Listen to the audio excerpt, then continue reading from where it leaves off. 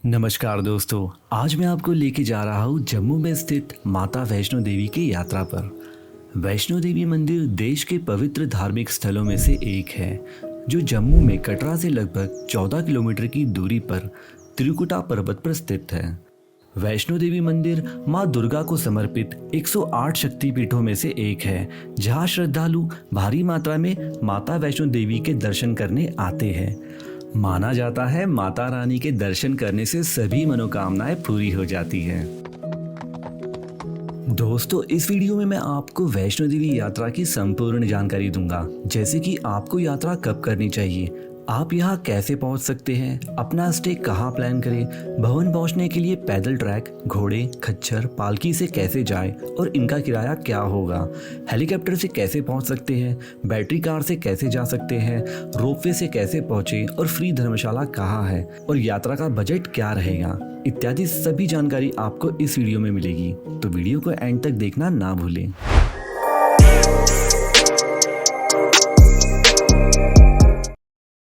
तो चलिए शुरू करते हैं जगत जननी वैष्णो देवी माता रानी की यात्रा। सब मेरे साथ मिलके बोलिए जय माता दी। तो सबसे पहले जानते हैं आपको माता रानी के दर्शन कब और कितने दिनों के लिए करने चाहिए। वैसे तो आप वैष्णो देवी की यात्रा साल भर में कभी भी कर सकते हैं, लेकिन श्रद्धालु यहाँ अक्टूबर से जून तक भारी मात्रा में दर्शन करने आते हैं। वही बारिश के सीजन में आपको यहाँ आना अवॉइड करना चाहिए। आप अपनी यात्रा 2 नाइट्स और 3 डेज की रखें, जिससे आप यात्रा को आराम से पूर्ण कर सकते हैं। अब जानते हैं वैष्णो देवी कैसे पहुँचे। तो बाय रोड आप दिल्ली, चंडीगढ़, पंजाब इत्यादि बड़े शहरों से डायरेक्ट कटरा तक एसी नॉन एसी बस पकड़ के 8 से 9 घंटों में 400 से 1000 रुपए के बीच कटरा पहुंच सकते हैं।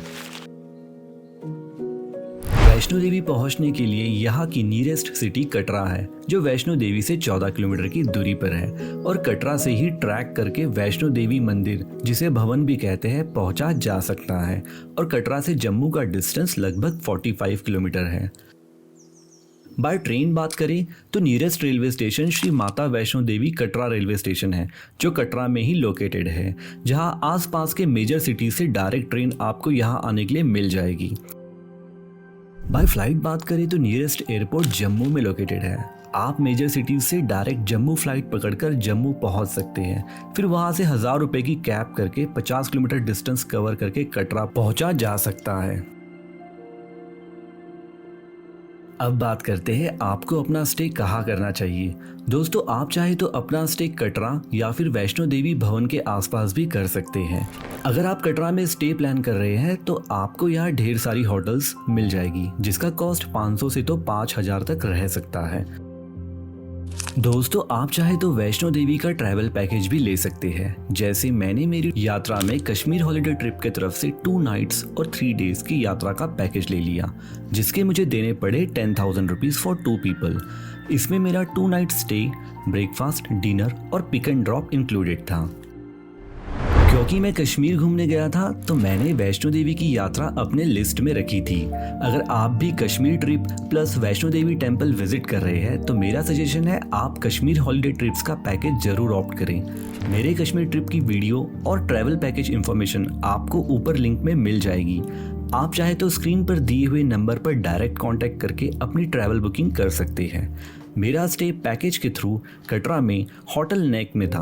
होटल के रूम्स और यहाँ की सर्विस काफ़ी अच्छी थी और ये मेन रोड पर ही लोकेटेड था। दोस्तों, कश्मीर हॉलिडे ट्रिप्स का पैकेज एक बेस्ट ऑप्शन है अपनी ट्रिप को हैसल फ्री बनाने का, तो मेरा रिकमेंडेशन है आप इसे ज़रूर ऑप्ट करें। चलिए अब बात करते हैं आपको कटरा पहुंचने के बाद वैष्णो देवी माता की यात्रा कैसे करनी चाहिए। दोस्तों, सबसे पहले आपको अपना RFID कार्ड बनवा लेना है। श्रद्धालु जो 5 इयर्स एज के ऊपर है उनके लिए RFID कार्ड मैंडेटरी है। RFID आप यात्रा, रजिस्ट्रेशन काउंटर, कटरा मेन चौक, Katra new bus stand, Katra Niharika Bhawan, Katra railway station, Jammu airport या हेलीपैड के यहाँ बने काउंटर से भी बनवा सकते हैं। ये RFID कार्ड बनाने के लिए आपको कोई पैसे देने की ज़रूरत नहीं है, ये फ्री ऑफ कॉस्ट बनता है। RFID बनवाते समय आपको अपना कोई आइडेंटिटी प्रूफ जैसे Aadhaar card, PAN card, driving licence दिखाना पड़ता है। आप ये कार्ड सुबह 5 बजे से तो रात के 10 बजे के बीच कभी भी बनवा सकते हैं। कार्ड बनाते समय काउंटर पर सबको प्रेजेंट रहना पड़ता है और RFID बनने के 6 घंटे के अंदर आपको अपनी यात्रा चालू करनी होती है और RFID कार्ड ऑनलाइन नहीं बनता है। RFID बनने के बाद आप कटरा मेन चौक से 50 रुपए की ऑटो पकड़कर ट्रैक के बेस कैंप तक पहुंच सकते हैं, जहां आपके बैग्स की चेकिंग होती है। बैग्स में action camera, electronic equipment allowed नहीं है। इसे आप कटरा के पास कोई भी शॉप्स में रख सकते हैं जो सेफ रहता है। आप अपना मोबाइल फोन और चार्जर कैरी कर सकते हैं। अब जानते हैं यात्रा कैसे करें। ट्रैकिंग करने के 3 रास्ते हैं। सबसे पहला ओल्ड ट्रैक, जो दर्शनी दरवाजा से स्टार्ट होकर बाणगंगा, चरण पादुका, अर्धकुंवारी, हिमकोटी एंड सांची छत तक जाता है। दूसरा ट्रैक भी दर्शनी दरवाजा से शुरू होता है और बाणगंगा और चरण पादुका को कवर करता है। ये ट्रैक भवन तक जाने के लिए 500 मीटर शॉर्टकट है, जो अर्धकुंवारी के नीचे इंद्रप्रस्थ से शुरू होता है। ये वही रूट है जहाँ बैटरी कार भी चलती है। तीसरा ट्रैक है ताराकोटे मार्ग। ये ट्रैक रिसेंटली ओपन हुआ है, जो ताराकोटे से स्टार्ट होता है, जहां पोनीस और पालकीज अलाउड नहीं है। ताराकोटे मार्ग बाणगंगा अर्धकुंवारी ट्रैक से भी जुड़ा हुआ है, जो गुलशन लंगर के पास से निकलता है। तो दोस्तों, आप अपने हिसाब से कोई भी ट्रैक ऑप्ट कर सकते हो। जैसे मैंने ओल्ड ट्रैक ऑप्ट किया और वैष्णो देवी माता मंदिर तक पहुंचने के लिए मुझे 7 से 8 घंटे लगे। ट्रैक के दौरान आपको खाने पीने की दुकानें, वॉशरूम और मेडिकल फैसिलिटीज भी मिल जाएगी। अब बात करते हैं आप हॉर्स, पोनी, पालकी, बैटरी कार या हेलीकॉप्टर से कैसे जा सकते हैं। यात्री हॉर्स और पालकी दर्शनी दरवाजा से हायर कर सकते हैं, जो भवन के पहले ड्रॉप करते हैं। हॉर्स राइड का कॉस्ट 1250 और पालकी का कॉस्ट 3150 वन साइडेड रहता है।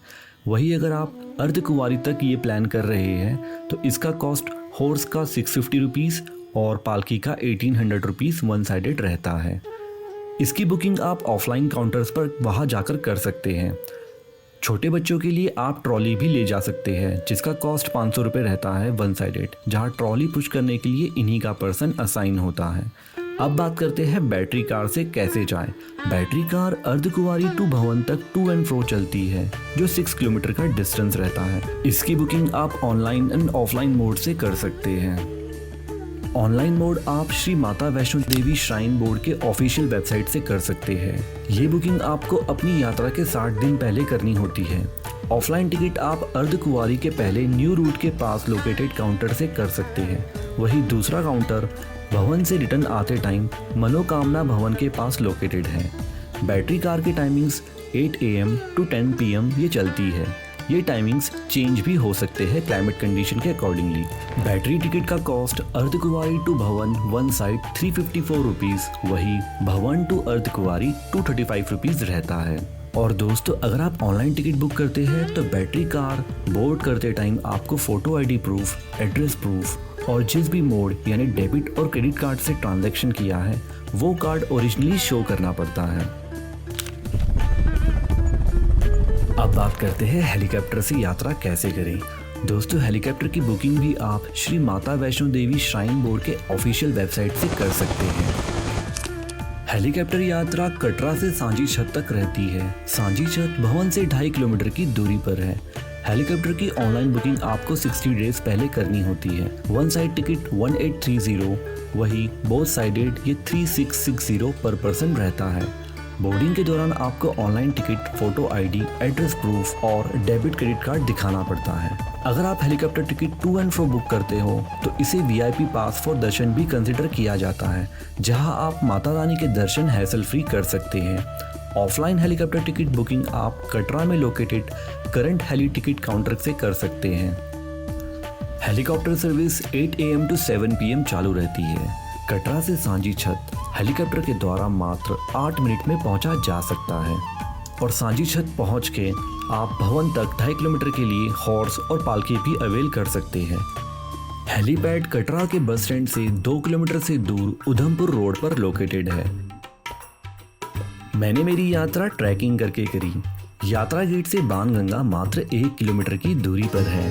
बाणगंगा वह स्थान है जहां जब माता पहुंची तो वहां उनकी भेंट पवन पुत्र हनुमान जी से हुई, जिन्हें उन्होंने इस स्थान पर रहने का आदेश दिया, परंतु हनुमान जी ने माँ से विनती करी कि इस घने जंगल में पानी के बिना मैं कैसे रह पाऊंगा। तब माता वैष्णो देवी ने अपने तरकश से बाण निकालकर उसे धरती पर मारा और गंगा प्रकट की। साथ ही साथ यहीं पर माता ने अपने केस धोए, इसीलिए इस जगह को बाण गंगा के नाम से जाना जाता है। यात्रा के दौरान सबसे पहले भक्त बाण गंगा के दर्शन व स्नान करते हैं और बाण गंगा से 1.5 किलोमीटर की दूरी पर ट्रैक करते समय आप चरण पादुका के दर्शन कर सकते हैं। ये वही जगह है जहां मां वैष्णो देवी ने अपने चरण चिन्ह छोड़े थे, जो आज चरण पादुका के नाम से प्रसिद्ध है और यहाँ पर ये प्राचीन मंदिर तब से स्थित है। माता की यात्रा करने वाले भक्त यहाँ माँ के चरणों की धूली माथे लगाकर आगे की यात्रा करते हैं। चरण पादुका से 4 किलोमीटर की दूरी पर अर्धकुंवारी लोकेटेड है। अर्धकुंवारी इस पूरी ट्रैक का हाफ डिस्टेंस है, यानी अगर आप अर्धकुंवारी पहुंचते हैं तो समझो आपने हाफ ट्रैक कंप्लीट कर लिया। अर्धकुंवारी यहाँ एक गुफा है जिसके पीछे जुड़ी एक प्रचलित कथा है। कहा जाता है एक बार त्रिकुटा की पहाड़ी पर भैरवनाथ ने एक सुंदर कन्या को देखा और उसे पकड़ने दौड़ा। वह कन्या वायु के रूप में बदल गई और त्रिकुटा पर्वत की ओर उड़ चली। भैरवनाथ भी उसके पीछे भाग चले। मान्यता है कि माता की रक्षा के लिए हनुमान जी वहां पहुंच गए। वहीं पर गुफा में माता ने प्रवेश किया और 9 माह तक वहीं पर तपस्या की। जब तक माता ने तपस्या की, हनुमान जी ने वहां पहरा दिया और वहां पर भी भैरवनाथ आधम का। यहाँ पर एक साधु ने भैरवनाथ से कहा, तू जिसे एक साधारण कन्या मान रहा है वह आदिशक्ति जगदम्बा है। उस माँ शक्ति का पीछा छोड़ दे वरना अच्छा नहीं होगा। लेकिन भैरवनाथ ने साधु की बात नहीं मानी। इसी बीच माता रानी दूसरी ओर से मार्ग बनाकर बाहर निकल गई। जैसे ही माता रानी गुफा से बाहर निकली, उन्होंने देवी का रूप धारण कर लिया। उन्होंने भैरवनाथ से वापस जाने के लिए कहा, लेकिन वह नहीं माना। वह गुफा में प्रवेश करने लगा। यह देख हनुमान जी ने उसे युद्ध के लिए ललकारा। दोनों में युद्ध शुरू हो गया। जब माता ने देखा युद्ध का अंत नहीं हो रहा है, तब माता वैष्णो देवी ने महाकाली का रूप धारण किया और भैरवनाथ का वध कर दिया। इसीलिए इस गुफा को अर्धकुंवारी के नाम से जाना जाता है। इस गुफा को आदि कुमारी या गर्भजून भी कहा जाता है। दोस्तों, आप भी इस गुफा में प्रवेश करके दर्शन कर सकते हैं। आपको यहाँ एंट्री पर्ची लेनी होती है, जिसमें आप लॉकर में अपना सामान रख सकते हैं और पर्ची में स्लॉट के अकॉर्डिंगली आपकी गुफा में एंट्री होती है। दर्शन करने के लिए आपको यहाँ 1 से 2 घंटा लग सकता है। आप चाहे तो अपना नाइट स्टे अर्धकुंवारी में भी कर सकते हैं। यहाँ आप अकोमोडेशन शारदा भवन, शैलपुत्री भवन में 150 से 800 रुपये पर हेड देकर कर सकते हैं। अर्धकुंवारी से 6 किलोमीटर का ट्रैक करके और माता रानी के जयकारे के साथ मैं पहुंचा वैष्णो देवी मंदिर यानी भवन के पास। यहाँ भी आपको अकोमोडेशन फैसिलिटीज मिल जाएगी। आप यहाँ मेन भवन कॉम्प्लेक्स, वैष्णवी भवन, गौरी भवन, मनोकामना भवन इत्यादि में 150 से 2500 रुपये देकर सिंगल बेड से लेकर 4 बेड तक ऑप्ट करके अपना स्टे कर सकते हैं। रश के दौरान यहाँ फ्री अकोमोडेशंस भी एट टाइम्स अवेलेबल रहता है। आप रूम की बुकिंग्स यहाँ के रिसेप्शन पर पहुंचकर या ऑनलाइन श्राइन बोर्ड की वेबसाइट से भी कर सकते हैं। भवन के पास आपको रहने, खाने और बाकी सब सुविधा मिल जाएगी। वैष्णो देवी मंदिर में कैमरा, बेल्ट, लेदर आइटम्स लेके जाना अलाउड नहीं है। आप इन्हें यहाँ प्रेजेंट क्लॉक रूम में रख सकते हैं। मंदिर में एक गुफा में माता वैष्णो देवी की स्वयंभू 3 मूर्तियाँ हैं, देवी काली, सरस्वती और लक्ष्मी, जो पिंडी के रूप में गुफा में विराजित हैं। इन तीनों पिंडियों के सम्मिलित रूप को वैष्णो देवी माता कहा जाता है। पवित्र गुफा की लंबाई 98 फीट है। आप भवन के पास से प्रसाद लेकर दर्शन करने जा सकते हैं। माता वैष्णो देवी के दर्शन के बाद भैरवनाथ के दर्शन करने चाहिए। अगर आप दर्शन नहीं करते हैं तो माता रानी के दर्शन अधूरे माने जाते हैं। भैरवनाथ मंदिर भवन से 2 किलोमीटर की दूरी पर है, जहां आप पैदल ट्रैक करके जा सकते हैं, लेकिन यहाँ की चढ़ाई थोड़ी कठिन रहती है। इसीलिए ऑल्टरनेटिवली आप भैरवनाथ मंदिर रोपवे से भी जा सकते हैं। रोपवे भवन से भैरवनाथ मंदिर 3 से 4 मिनट में लेकर जाता है, जिसका कॉस्ट 100 रुपये रहता है। टिकट आप यहाँ के बने काउंटर से भी ले सकते हैं। कहा जाता है कि अपने वध के बाद भैरवनाथ को अपनी भूल का पश्चाताप हुआ और उसने माँ से क्षमादान की भीख मांगी। माता वैष्णो देवी जानती थी कि उन पर हमला करने के पीछे भैरव की प्रमुख मंशा मोक्ष प्राप्त करने की थी। तब उन्होंने न केवल भैरव को पुनर्जन्म के चक्र से मुक्ति प्रदान की, बल्कि उसे वरदान देते हुए कहा कि मेरे दर्शन तब तक पूरे नहीं माने जाएंगे जब तक कोई भक्त मेरे बाद तुम्हारे दर्शन नहीं करेगा। तो सभी भक्तों से निवेदन है, माता वैष्णो देवी के दर्शन करने के बाद भैरवनाथ के दर्शन करना ना भूलें। तो दोस्तों, कुछ इस प्रकार आप अपनी वैष्णो देवी यात्रा संपन्न कर सकते हैं। आशा करता हूँ आपको ये वीडियो माता वैष्णो देवी के दर्शन करने के लिए ज़रूर हेल्प करेगी। अगर आपको ये वीडियो हेल्पफुल लगी हो तो कमेंट में जय माता दी लिखना ना भूलें। मिलते हैं अगली वीडियो में। Till then take care and good bye.